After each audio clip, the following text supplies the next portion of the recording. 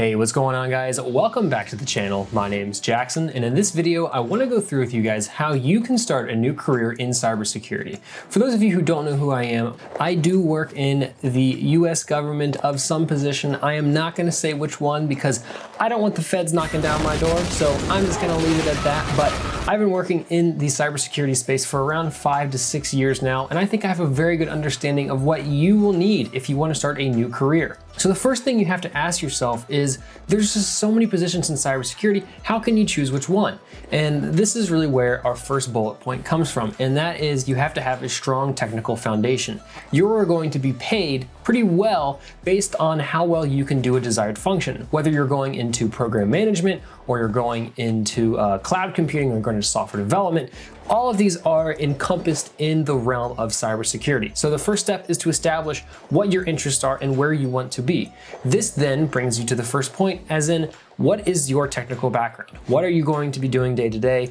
What's the function you're being hired to do? So then obviously, if you're being hired for a software engineer, you need to have some sort of software skills. If you're being hired as a data engineer, you need to know things like Python and Postgres. Those are going to be important tools in order for you to keep your day-to-day job. Moving on to the second bullet point, and that is the willingness to learn. And I know this kind of sounds a little cliche, but it's very true, because the role of software development in cybersecurity and all these different career paths are constantly changing. If you look at software engineers from 10, 20 years ago and put them in today, they wouldn't have any indication of what they're doing because the tools have changed so much. And I imagine this is going to continue for the next decade, just because with how often that you see glowing cyber threats and the evolution of technology, it's constantly changing. So you have to always keep your mind sharp and willingness to learn new technology and new skills in order to stay one step ahead of the competition.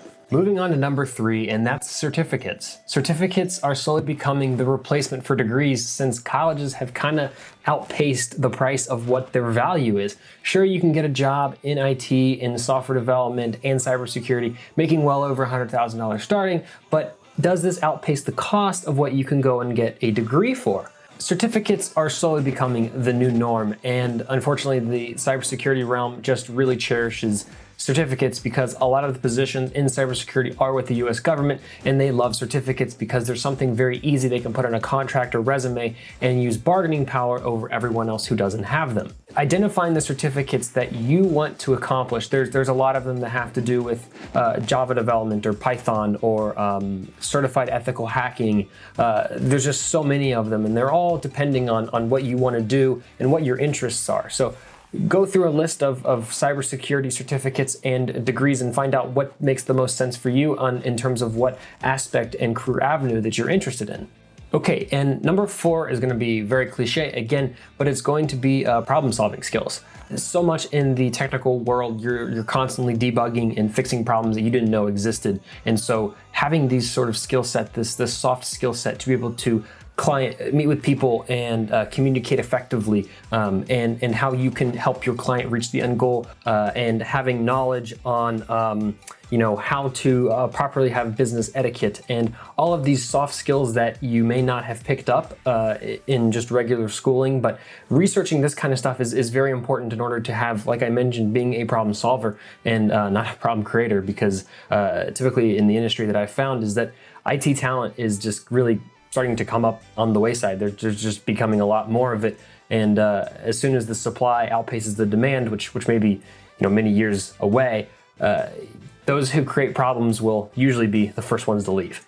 And finally, the 5th point is a game plan. I always think it's important to have a game plan on what you want your career outlook to be, just because starting as someone in cybersecurity is an entry-level position, you may not want to be in an entry-level position the rest of your life. You want to know how you can take your career to the next level and improve over time. So that's getting constant feedback from your supervisor and just letting them know that you are very interested in knowing how you're doing, and you always want to strive to be the best person that you can be in your role. And then once you've reached that potential, ask for promotions, ask for raises, and if you don't get them or you don't think you're being compensated fairly, then you can always look to go somewhere else. Right now, IT career demand is at an all-time high, and if you're unhappy in your position, there's about 40 other positions that will love to pay you more. So if you want to move up in the world, having a game plan on how you can get from point A to point B, how you can reach your senior level director role in the next 10 years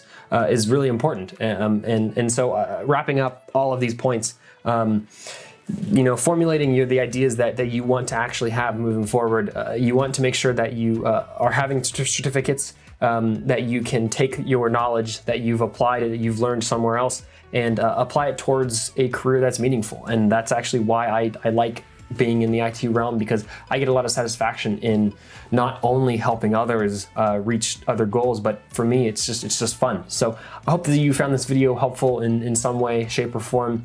If you did, please be sure to hit the subscribe button and like this video if you want to see content similar to this one. Thanks, guys. I'll see you next time.